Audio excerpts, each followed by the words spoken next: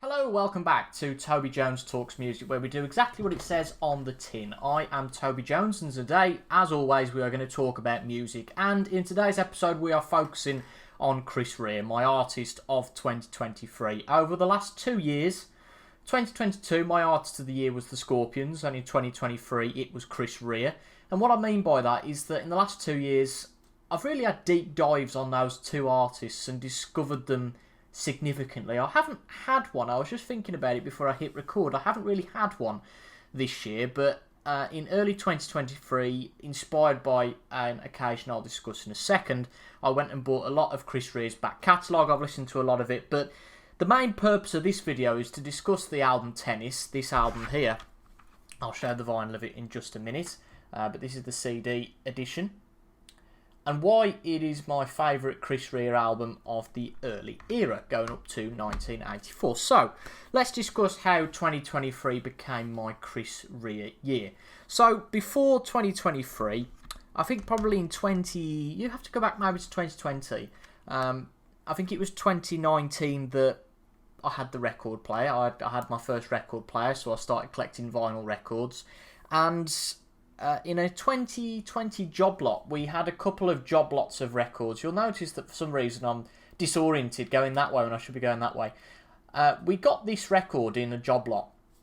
So there were a few job lots online that we'd buy just to get a few records. We wanted then to sell the rest.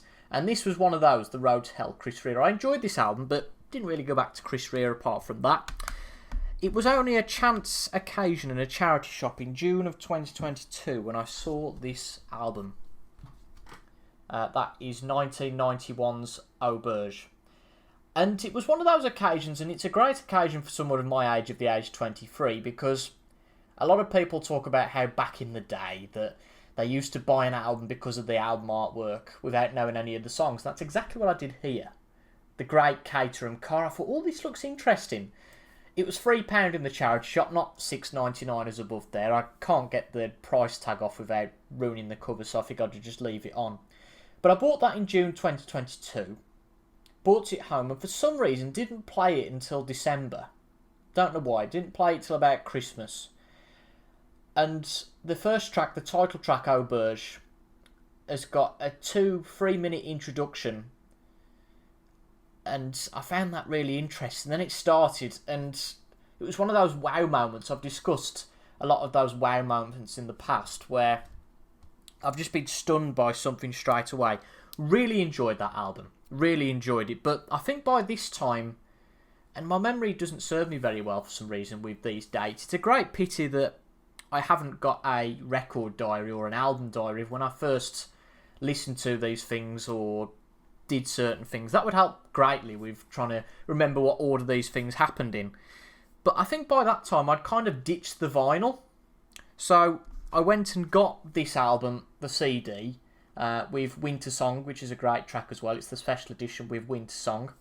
And also went and bought a couple of Chris Rea's other CDs. I think there was 5 or 6 of them off maybe Music Magpie or something. It was a good deal, say 8 for £10, something like that.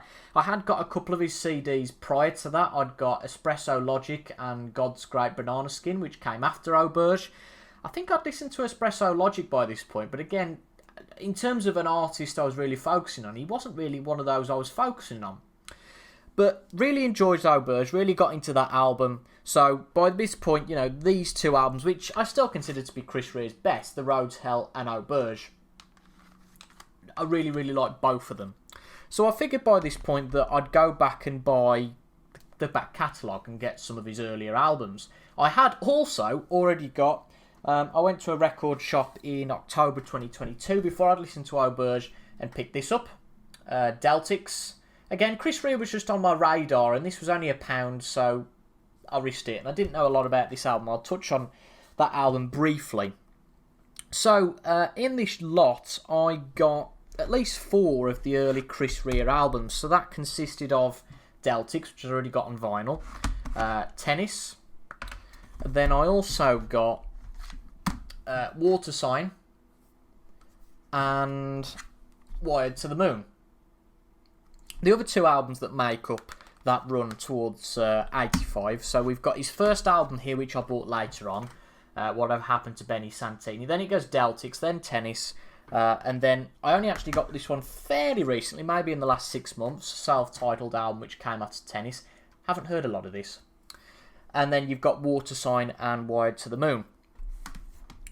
But I have to say, I listened to... So I'm quite well versed in Deltics. Obviously I'm going to be talking about this one, so I know this a lot. I don't think I've listened to this in full yet, but the other two... And this is a great crime, really. I did exactly the same with Scorpions. Listen to this, Water Sign, and Wired to the Moon in quick succession, and haven't really gone back to them. But I think what I can say is that I've listened to the first 3 albums in the last couple of days, and I'm confident that Tennis is certainly the best album out of those. So, Tennis, in terms of the album cover, first off, it's quite strange in that the first 2 albums have got Chris Rea on the cover. So that one and Deltics. This is a fantastic cover. Creates the illusion that it's a never-ending tennis match. And I got the vinyl for this a little while ago, so the vinyl will probably show it off a bit better. Really like this cover. It's different. It's a little bit like Auberge. It's quite striking, and the Rotel's a little bit like that. There's some really good covers in the Chris Rea catalogue, and this is certainly one of those. I picked this up, I think, again, probably about 8-9 months ago from a charity shop. It was up for £1 or £2. So just for the album art, I don't really listen to the vinyl too much now, but for the album art itself, really nice. And you've got, I think it's pretty much, is it exactly the same on the reverse? I think it is, just with the track titles on here. But it's the CD I listen to most often. And out of the first 3 albums at least, this is the one I certainly go back to the most. And I remarked upon this not long before recording, actually. And this is probably a feature in the albums. This is quite a cold album cover. Chris has got... it doesn't look like a lot like Chris for some reason. Maybe it's because he's got his hood up or something, I don't really know. But it doesn't look a lot like Chris. But nevertheless, the point I was getting to is that he's got his coat on. It feels like a cold album cover. Whereas Tennis should more associate that with summer, good times, good vibes, all that sort of thing. And that definitely rings true in the albums, because Deltics is a decent album. There's probably only 1 or 2 tracks that I'd really go back to. I can certainly listen to it, but it's not one of my favourites. I wouldn't say it's a chore to listen to it, that's the wrong word. But it's not one that I look at all that positively in terms of going back to and enjoying as an album. If I think Chris Rea, Deltics isn't one of the ones I think to go back to. But I have to say, Tennis probably is within maybe the top 5, possibly. So on Deltics, you've got a couple of good tracks. Raincoat and a Rose, Letter from Amsterdam, I like that one. There's a couple of other decent ones, but when you compare track to track against Tennis, it is far superior. This album, I didn't get in that job lot. Again, I got this a little bit later on. Maybe only heard this 2 or 3 times, but this hasn't struck me either. Apart from the track that's well known, Fool If You Think It's Over. So things can change, but at this moment in time, Tennis is my favourite of those 3 albums, at least. To be fair, it took me a long time to catch on to some of Chris Rea's later releases. So these 5 really that are sat here that I've covered before, apart from On the Beach, I think, in some part. These are Chris Rea's most popular albums. This is where he really started to come into prominence from Shamrock Diaries onwards. And it's probably only in the last 12 months that I've listened to Shamrock Diaries and Dancing with Strangers and appreciated those albums. So it may take time. I hope that if I revisit Water Sign, Wired to the Moon, etc. at some point, that I'll enjoy those as well. But talking about Chris Rea's Tennis, this is a 12-track album. Clocks in, I think, a little bit longer than Deltics, something like 48 minutes compared to 45 for Deltics.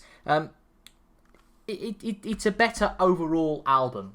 As I said about Deltics, it's got moments of promise, but Chris Rea is definitely still finding his feet. There are certainly elements of that on this album as well, with Tennis, but it's a much better all-round album. And I think you could probably call it a pop album in most aspects, that a lot of these tracks are just solid album tracks. And that's all I'm really asking for from this album. It's not my favourite Chris Rea album, but as one to go back to, it's certainly enjoyable. So let's have a little look at the track. So the first track is the title track, and this is a hell of a lot of fun.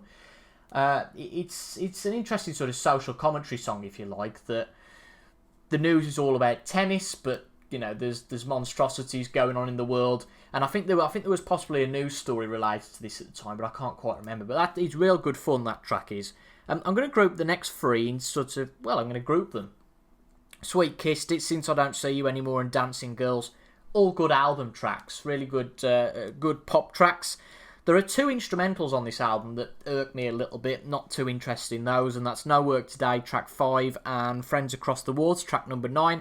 They're okay for what they are, and if you're listening to the album as a whole entity, then they're half decent, but nothing special. Track 6 is Every Time I See You Smile.